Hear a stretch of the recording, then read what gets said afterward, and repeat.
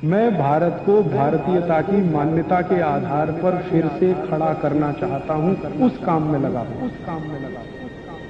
दही को कभी भी नमक के साथ मत खाइए, दही को हमेशा मीठी चीजों के साथ खाइए। दही को शक्कर के साथ खाइए, दही को गुड़ के साथ खाइए, दही को बूरे के साथ खाइए, दही को खांड के साथ खाइए, दही कभी भी नमक के साथ। क्यों? मैं आपको एक छोटा एक्सपेरिमेंट करने के लिए बोलता हूं। आप बाजार में जाइए, कोई भी साइंटिफिक इंस्ट्रूमेंट की दुकान से एक लेंस खरीद लाइए, छोटी चीजों को बड़ा दिखाने वाला जो लेंस होता है, मिल जाता है, 10-12 रुपए का आएगा। एक दिन लाके अपने दही पे लगा के देखिए, तो इतने बैक्टीरिया दिखाई देंगे आपको जो करोड़ों की संख्या। दही के ऊपर लगा के देख लीजिए, वो इधर जाते हुए, उधर जाते हुए, घूमते हुए, टहलते हुए दिखेंगे। ये सब जीवित हैं और शरीर को ये चाहिए, सब जीवित अवस्था में चाहिए, क्योंकि ये बैक्टीरिया दही के साथ जब हम खाते हैं तो अंदर जाके हमारे जो एंजाइम सीक्रेशन है उसको ये बैक्टीरिया बहुत मदद करते हैं। तो दही हम खाते हैं बैक्टीरिया के लिए, जीवाणुओं के लिए दही खाते हैं। दही को आयुर्वेद की भाषा में कहा जाता है जीवाणुओं का घर, और एक दो नहीं, करोड़ों। एक कप दही में अगर कैलकुलेट करेंगे 1 करोड़ से ज्यादा जीवाणु। अब होता क्या है कि ये 1 कप दही में जो 1 करोड़ जीवाणु है, ये जीवित आपने खा लिए तो बहुत अच्छा है, शरीर को बहुत काम आने वाले। लेकिन उसी 1 कप दही में 1 चुटकी नमक आपने डाला, 1 मिनट में सारे जीवाणु मर जाएंगे। 1 ही मिनट लगता है उनको मरने। अब वो मर गए तो आपने दही नहीं खाई है, जीवाणुओं की लाश खाई है। तो दही नहीं रह गया, वो जीवाणुओं की लाश हो गया। अब वो अंदर गया तो दही के नाम पे आपने खा तो लिया, लेकिन उसके जो फंक्शन है बॉडी के लिए वो काम नहीं आने वाले।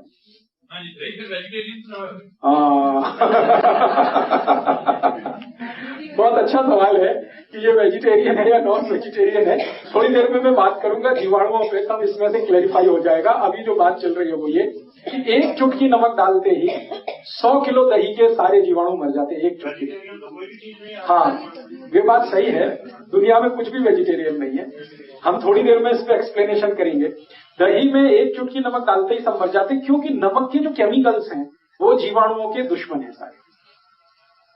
नमक के सारे केमिकल्स जीवाणुओं के दुश्मन है। इसलिए आयुर्वेद में कहा गया है कि दही में कोई ऐसी चीज खिलाइए जो जीवाणुओं की संख्या को बढ़ाए, मारे नहीं, खत्म न करे। इसलिए कहा गया है दही को गुड़ के साथ खाइए। गुड़ डालते ही जीवाणुओं की संख्या मल्टीप्लाई हो जाती है। मल्टीप्लाई 1 करोड़ से 2 करोड़ पहुंच जाते हैं। थोड़ी देर गुड़ मिला के रख दीजिए, इतनी तेज उनकी ग्रोथ है।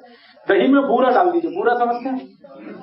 तो दही में बूरा डाल दीजिए, मल्टीप्लिकेशन इतना फास्ट होता है कि कोई इमेजिनेशन नहीं कर सकता। एक दिन आप ये कर लीजिए मेरे कहने पर, 15 रुपए का लेंस आएगा, लाइए, खर्चा करिए, सवेरे से शाम तक ये एक्सपेरिमेंट करिए, तो आपको समझ में आ जाएगा कि जीवाणु कितनी तेज मल्टीप्लाई करते हैं मीठी चीज डालने पर। चीनी भी डालें तो भी मल्टीप्लिकेशन होता है, गुड़ डालें तो और ज्यादा होता है, बूरा डालने पर सबसे ज्यादा होता है। और एक मिश्री आती है, मिश्री, वो पीस के दही में डाल दीजिए, तब तो अद्भुत होता है, सोने में सुहागा।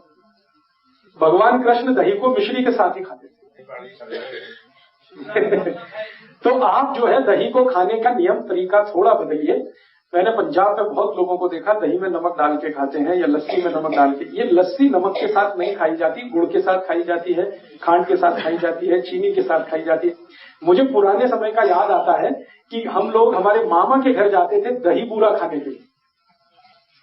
दही नमक खाने के लिए कभी कोई कहीं नहीं जाता, दही बूरा खाने जाता। और दावतें होती थी गांव में तो दही के साथ बूरा ही डाला जाता था। बहुत इंटेलिजेंट लोग थे वो सब। अब शुगर जो है वो आपकी एक स्पेसिफिक प्रॉब्लम है, वो तो पूरे देश की नहीं है, आपकी प्रॉब्लम है। तो आप अपनी शुगर को कंट्रोल करने के तरीके मैं बता दूंगा, वो आप करते हुए दही को इस्तेमाल कर सकते हैं, मीठा दही भी इस्तेमाल कर सकते हैं। लेकिन दही के लिए विशेष मैं आपसे कह रहा हूं कि दही में नमक नहीं। और इसी तरह का और एक नियम है, वो ये कि दूध खाते हुए या दूध पीते हुए कोई भी नमक की चीज ना हो। दूध और नमक की भी दोस्ती नहीं है, दही और नमक की भी दोस्ती नहीं। अगर कोई चीज दूध की खा रहे हैं तो नमक की चीज ना हो, नमक की चीज खा रहे हैं तो दूध की चीज ना हो। अब आप कहेंगे इट इज हाईली इम्पॉसिबल। ऐसे इम्पॉसिबल है कि खीर खानी है और सब्जी ना हो, ये तो बड़ा मुश्किल। तो मेरा तो आपको रिक्वेस्ट है कि खीर खानी है तो रोटी खीर खाइए या पूरी खीर खाइए। खीर को पूरी के साथ खाइए, खीर को रोटी के साथ खाइए, सब्जी ड्रॉप कर दीजिए उससे, बहुत अच्छा होगा। नहीं कर सकते हैं तो आयुर्वेद ने उसका एक रास्ता निकाला। वो रास्ता ये दिया उन्होंने कि अगर आप दूध को नमक के साथ खाना चाहते हैं या दूध की चीज के साथ नमक की चीज भी खाना चाहते हैं तो नमक बदल दीजिए अपने घर का। नमक लाइए सेंधा, जिसको हम पाकिस्तानी नमक कहते हैं, लाहौरी नमक कहते हैं, वो नमक खाइए।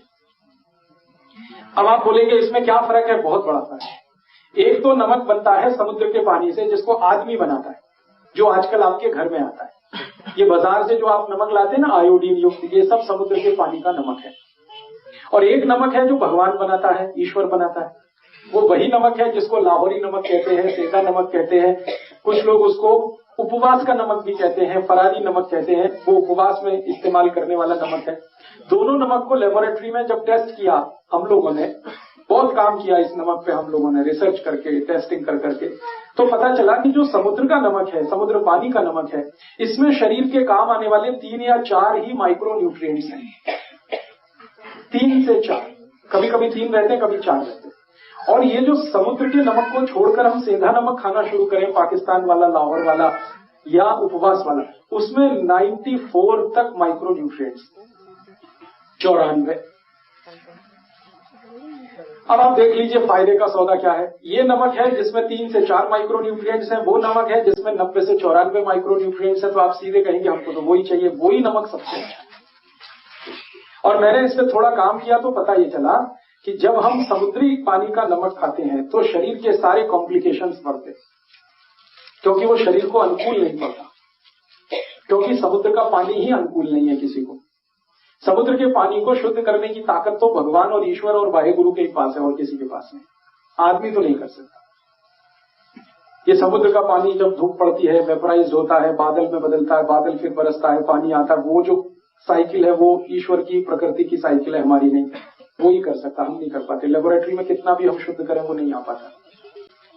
और दूसरी जानकारी कि सारे नमक समुद्र वाले ब्लड प्रेशर बढ़ाने वाले। समुद्र के पानी का जितना नमक खाएंगे ब्लड प्रेशर उतना ही बढ़ेगा। और आजकल ब्लड प्रेशर एक कॉमन डिसीज हो गई है जो किलर है, किसी को भी मार डाले। हर दूसरे तीसरे आदमी को पूछ लो तो कहता बीपी हाई है। उसका सबसे बड़ा कारण है नमक, जो हमारे घर में है। मैं आपको और एक ऐतिहासिक जानकारी देना चाहता हूं, सुन के आपको खराब जरूर लगेगा लेकिन वो सच है। वो ये है कि ये समुद्र के पानी का नमक हम भारतवासियों ने मात्र 70 साल पहले से खाना शुरू किया है। 70 साल पहले कोई भारतवासी समुद्र के पानी का नमक नहीं खाता था। हम सब सेंधा नमक, आयोडीन के नाम। अब समस्या इसमें एक आती है, वो ये कि हमको आयोडीन की डिफिशियंसी है नहीं, क्योंकि हम आधा कटोरी दाल रोज खाते हैं। फिर हम एक्स्ट्रा आयोडीन वाला नमक खाएंगे तो आयोडीन जरूरत से ज्यादा शरीर में हुआ तो समस्या आती है। और वो समस्या क्या आती है? सबसे बड़ी समस्या आती है नपुंसकता की। सरप्लस आयोडीन जितना भी शरीर में आएगा आपको लगातार नपुंसक बनाता जाएगा, इंपोटेंसी आप में आएगी। और हमारे देश में ये केसेस अब आने लगे हैं। मैं तो डॉक्टर की तरह से भी काम करता हूं पिछले 12 साल से, और ट्रीटमेंट देता हूं, निःशुल्क देता हूं, फोकट में चिकित्सा करता हूं, इसलिए बहुत पेशेंट होते हैं मेरे पास। ऐसे हजारों पेशेंट हैं जिनकी शादियां हो गई हैं, 10 साल हो गए, 12 साल हो गए, कहीं कोई कॉम्प्लिकेशन नहीं है, बच्चा नहीं हो रहा। मैं दोनों की रिपोर्ट निकलवाता हूं, पति की, पत्नी की, कहीं कोई मुझे कॉम्प्लिकेशन समझ में नहीं आता। लास्ट में फिर मैं डायग्नोसिस करते हुए आयोडीन का चेक करवाता हूं तो उनके ब्लड में जरूरत से ज्यादा आयोडीन मिलती है। जरूरत से ज्यादा आयोडीन ब्लड में अगर है तो ये क्या करेगी? आपके स्पर्म काउंट कम कर देगी अगर आप पुरुष हैं तो, और अगर स्त्री है तो आपका ओव्यूलेशन का काम खत्म कर देगी, और फिर आप मां या पिता नहीं बन पाएंगे। ऐसे हजारों केस आते हैं। फिर मैं क्या करता हूं, जब मुझे कोई कॉम्प्लिकेशन नहीं लगता, आयोडीन सरप्लस दिखता, मैं उनको कह देता हूं नमक बदल दो, आप ये सेंधा नमक खाना शुरू करो, काला नमक खाना शुरू। 1 साल के बाद वो आते हैं, कहते हैं बच्चा तो हो गया। 1.5 साल में आके कहते हैं बच्चा तो हो गया। फिर वो मुझे कहते हैं आप तो बड़े चमत्कारी आदमी है। मैं कहता हूं मेरा कोई चमत्कार नहीं है, आप में बड़ी सिद्धि है। ऐसी बातें करना शुरू कर देते। मैं कहता हूं ये मेरा चमत्कार नहीं, नमक का चमत्कार है। इतनी सिंपल सी बात है। किसी को भी अगर ऐसा लगता है कि उनकी एनर्जी लेवल कम हो रही है, सेक्स पावर कम हो रही है, आप सिंपल इतना ही करो, नमक चेंज कर दो। नमक चेंज करते ही आप देखना आप में चेंजेस आएंगे, मिरेकल्स। तो नमक का हमारे देश में आज के जमाने में टीवी का हैमरिंग कर करके, विज्ञापन कर करके हमारा ऐसा दिमाग खराब किया है कि हर व्यक्ति को लगने लगा आयोडीन युक्त नमक नहीं खाएंगे तो मेरा बेटा ऐसा पैदा होगा जैसा उसका टीवी में दिखाते हैं, या आयोडीन नमक नहीं खाएंगे तो मेरा गला ऐसा हो जाएगा जैसा टीवी में दिखाते हैं, दिमाग खराब हो जाएगा। मैंने कभी नहीं खाया, मुझे ना दिमाग खराब है, ना कोई गहरा रोग है, ना कोई तकलीफ है। ऐसे बहुत सारे लोग हैं। तो आप ये विज्ञापनबाजी में मत जाइए। ये तो सरकार के विज्ञापन है, और सरकार के विज्ञापन कुछ वेस्टेड इंटरेस्ट के साथ हैं।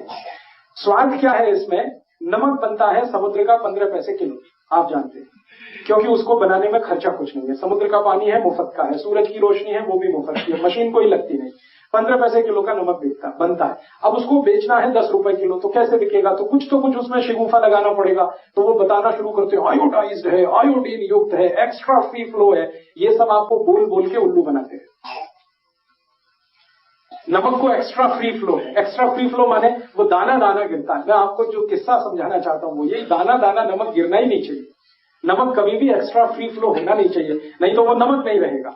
एक्स्ट्रा फ्री फ्लो करने के लिए पता है क्या किया जाता है? नमक की जो नमी है उसको निकाला जाता है। और नमक की क्वालिटी है कि वो नमी को एब्जॉर्ब करता है। खुला हुआ नमक यहां रख दो, सूखा हुआ, 10 मिनट के बाद आप देखेंगे वो गीला गीला हो जाएगा। वातावरण में जितनी भी ह्यूमिडिटी है उसको वो खींचता है, इसी की क्वालिटी है नमक की। अब वो नमी को निकालने के लिए केमिकल डालते हैं, उसका नाम है एल्यूमिनियम सिलिकेट। और ये केमिकल और भी खतरनाक, एक तो डाल दिया पोटेशियम आयोडेट जो इनऑर्गेनिक है, ऊपर से डाल दिया एल्यूमिनियम सिलिकेट उसको एक्स्ट्रा फ्री फ्लो बनाने के लिए। ये दोनों समस्याएं हमारे शरीर को बहुत कॉम्प्लिकेशन दे रही हैं। अब मैं आपको एक और जानकारी देना चाहता हूं जो आपको होनी ही चाहिए। यूरोप और अमेरिका में एक्स्ट्रा फ्री फ्लो नमक की जरूरत है, उनको जरूरत है। क्यों? क्योंकि उनके यहां सब्जी बनाना किसी को नहीं आता। वो बनी बनाई सब्जी लाते हैं जो पैकेट में आती है, डब्बा बंद आती है, और बनी बनाई सब्जी में नमक मिला के पैकेट नहीं बना सकते, नहीं तो खराब हो जाती है। तो वो बिना नमक की सब्जी बना के पैकेट में बंद करके अमेरिका में बेचा जाता, कनाडा में बेचा जाता, यूरोप में बेचा जाता। अब उस सब्जी को खाने के लिए जब प्लेट पे डालेंगे तो ऊपर से नमक डालना पड़ता है, इसलिए उनको एक्स्ट्रा फ्री फ्लो नमक चाहिए। हमारे हिंदुस्तान में बिल्कुल उल्टा है। हमारे हिंदुस्तान में ऐसा कोई घर नहीं है जिसको सब्जी बनाना ना आता हो। अमेरिका में ऐसा कोई फैमिली नहीं है जिसको सब्जी बनाना आता हो। वो प्रोफेसर हो सकते हैं, डॉक्टर हो सकते हैं, मैनेजर हो सकते हैं, इंजीनियर हो सकते हैं, लेकिन सब्जी बनाना किसी को नहीं आता। रोटी बनाना नहीं आता, पराठा बनाना नहीं आता, पूड़ी बनाना नहीं आता, कुछ भी नहीं आता उनको। तो इस टेक्नोलॉजी में हम ही मास्टर हैं और कोई नहीं। हाँ, कुछ आता ही नहीं है। वो तो बाजार से पाव रोटी खरीद लाते हैं, डबल रोटी खरीद लाते हैं, उसको ऐसे काट लो, ऐसे काट लो, बीच से काट लो, उसमें कुछ भर लो, खा लो। हालांकि वो बनती गेहूं के आटे से ही है। हम भी गेहूं के आटे से पूड़ी बनाते हैं, पराठा बनाते हैं, ये बनाते हैं। हम 100 आइटम बनाते हैं गेहूं के आटे से, उनको एक ही आइटम बनाना आता है, वो पाव रोटी, डबल रोटी, वो भी सड़ाकर, फर्मेंटेशन कराकर 6-6 दिन सड़ाना पड़ता है आटे को, मैदा बना के, तब वो बनती है। तो उनकी प्रॉब्लम है, सब्जी बना नहीं सकते, दाल बना नहीं सकते, आती है नहीं, टेक्नोलॉजी उनको किसी ने बताई नहीं, उन्होंने कभी ली भी नहीं दोनों की दुनिया के किसी देश से।